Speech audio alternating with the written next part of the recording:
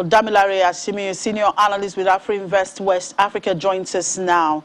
Good morning, Damilare. Thank you very much for joining us. We see that Nigeria's total public debt stock has continued to rise, now above 35 trillion naira. Is it time to be really worried? Thank you very much, Lizzie. Thanks for having me on this show. Well, I would like to start by saying that the new debt number is actually, we saw it coming, given the fact that in the 2021 budget that was assented at the beginning of the year, the FG already mapped out that they'll be borrowing 2.3 trillion from the domestic markets and 2.3 trillion from the external markets. So with the borrowings in H1, that was what was able to move up that debt profile to 35.5 that we're having now. But equally concerned is the fact that now Nigeria will be approaching the external debt market next month to raise 3 billion euro bond. And also the federal government just sent a letter to the National Assembly to approve some fresh borrowings, which actually, from my own estimate, we believe is part of the 6.2 billion that was already budgeted for, because as at the time the budget was made early this year, the official exchange rate that was used for that estimation was 381.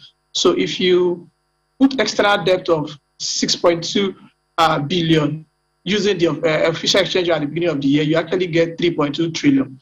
But as of now, that we are going to the Eurobond market as well as this new fresh borrowing, exchange rate has weakened. So with your current exchange rate of 411.50 kobo, and as well as naira to euro that has weakened to about 490, the value of the new debt we are likely to get is about 3.2 trillion. So that's almost a trillion higher than the nominal value. I mean, the value we actually budgeted for. You may see it as, being a good thing for the government in terms of they now have more, they will get more from those borrowing. But the implication is very wide. It then means that by the time we may want to start repaying these debts, we have to churn out more naira or source for more dollars to repay it. And I'll paint a scenario. Last year, we spent 83% of our revenue servicing budget as full year. And in the first 5 months of this year, Nigeria spent 97% because the revenue realized in the first 5 months was 1.87 trillion, and we'll spend 1.8 trillion servicing debts.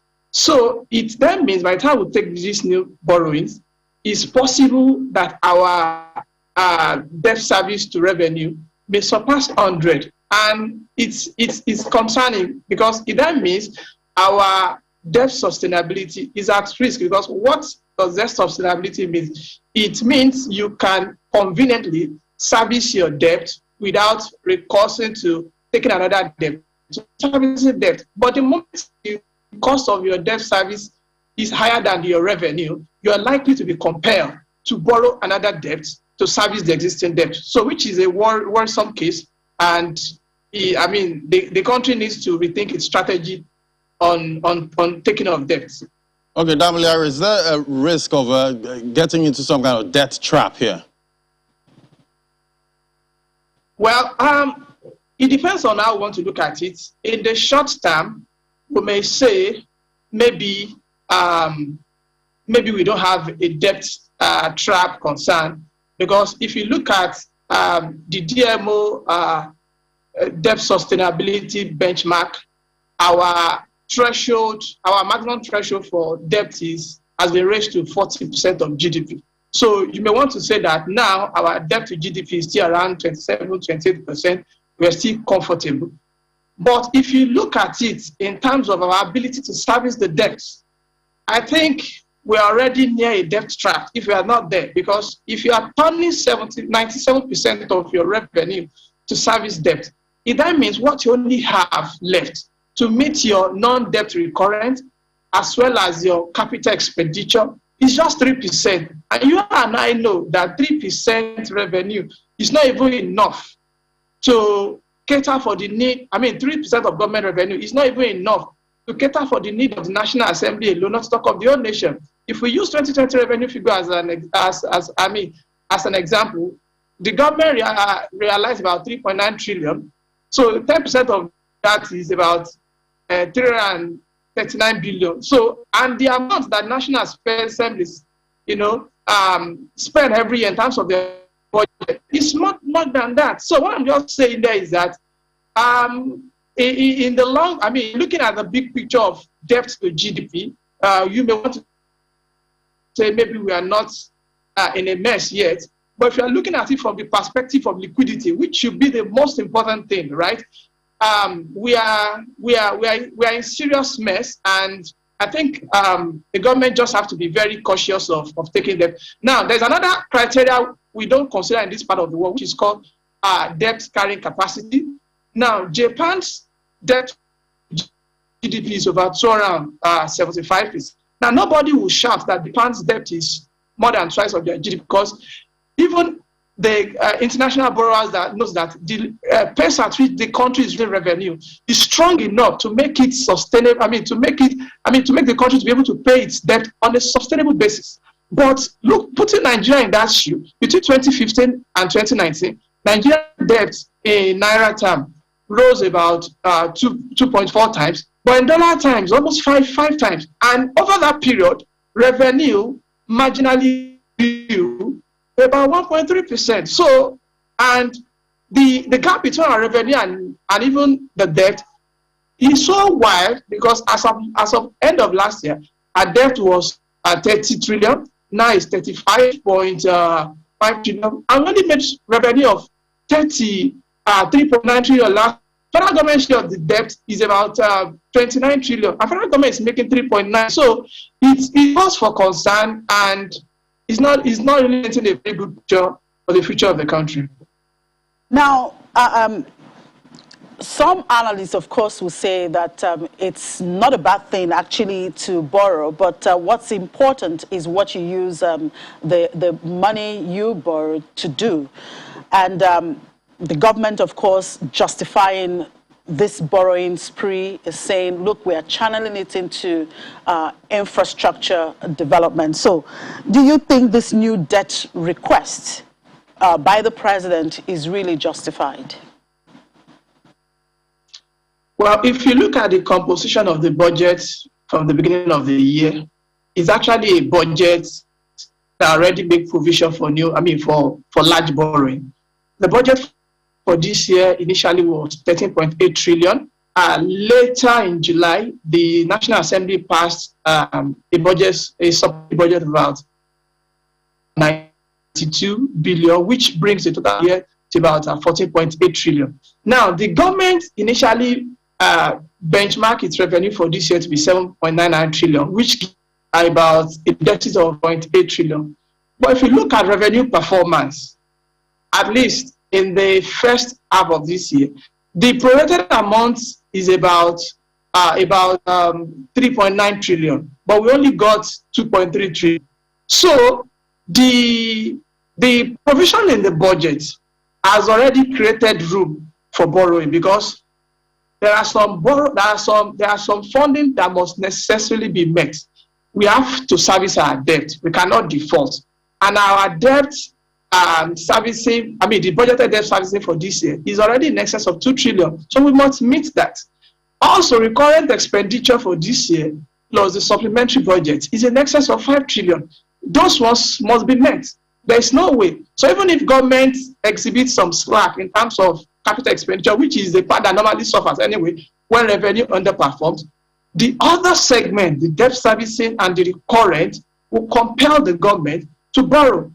And so I would say, looking from the reality of what we have in the budget, I would say that, yes, the borrowing cannot be avoided, because government needs to balance every segment of the budget, from the recurrent to the capital to the debt servicing. But where we feel government needs to be more cautious or be more responsive is in terms of using those borrowing, using it to facilitate generating expenditures. And that's where capital expenditure comes to play. Yes, in the last 5 years, the current administration has borrowed in excess of 5 trillion. But again, I mean, it's hard to, really spot the effect of many of this borrowing on the economy. Yes, we have some road project going on, but that's not all we need. We need so much. We need power so that the borrowings and to productive things that can repay itself. Right, but looking at all of this, what is the implication for the credit rating of Nigeria? Well, so let's look at the debt mix first.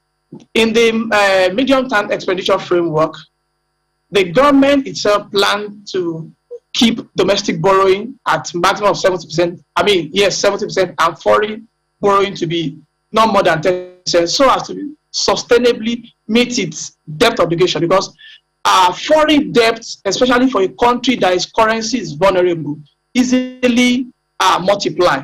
Because the value of our debts wouldn't have been as big as the 35 we're having now, if not for the fact that the foreign debt there has been revalued, I'm sure. So what this means on our credit rating is the fact that we now have our ability to service debt, or what I would call debt to revenue metric, being more weak.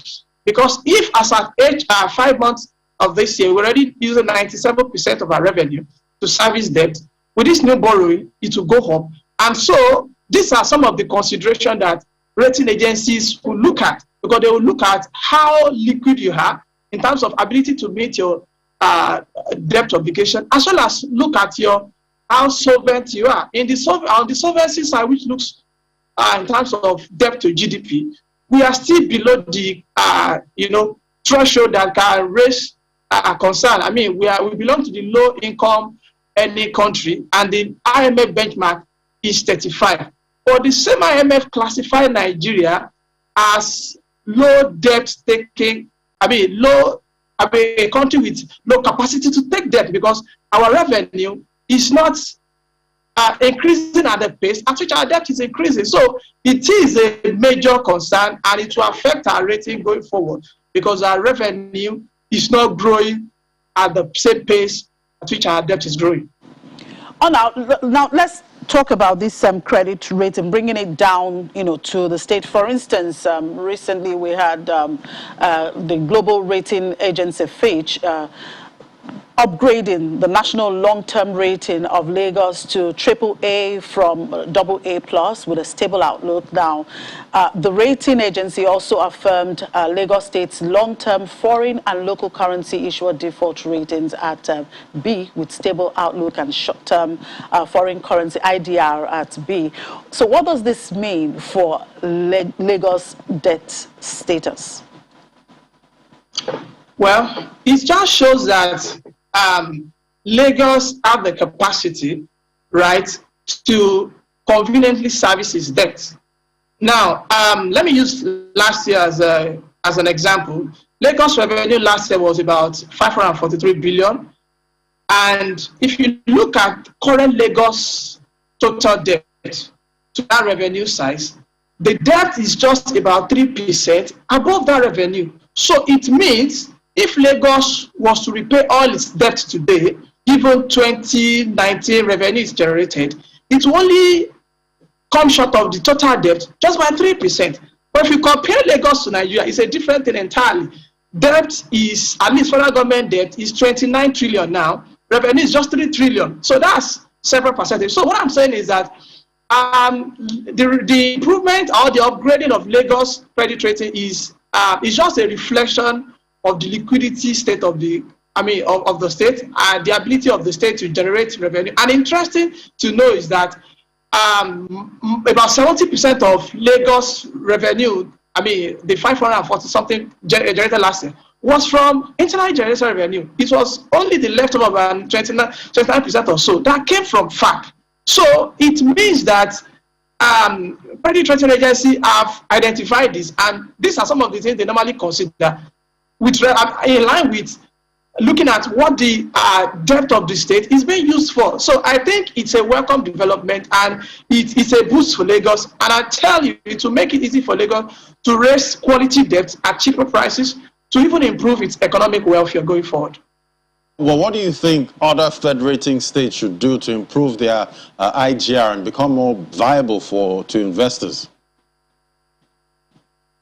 Yeah, so one of the few things that is going for Lagos is the fact that Lagos house more than 40% of all the companies in Nigeria. And you may want to attribute that to the fact that Lagos is Nigeria's most viable entry point to the world. The seaports in Lagos are the most busy. So last time I checked, the Apapa port and Tinker port accounted for more than 90% of all movement in the state. And also Lagos used to be the seat of power until 1991. Infrastructure is there. So it has attracted a lot of companies here, a lot of businesses.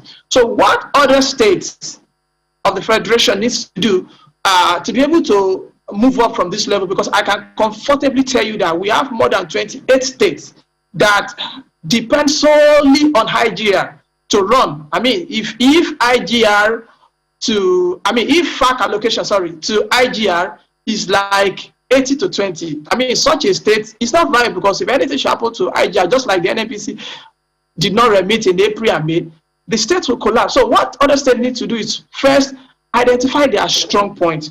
What is that strong point? What does your state have to leverage on? If it is land, then come up with policies that will attract a lot of mechanized farming into your state. You can make a lot from it.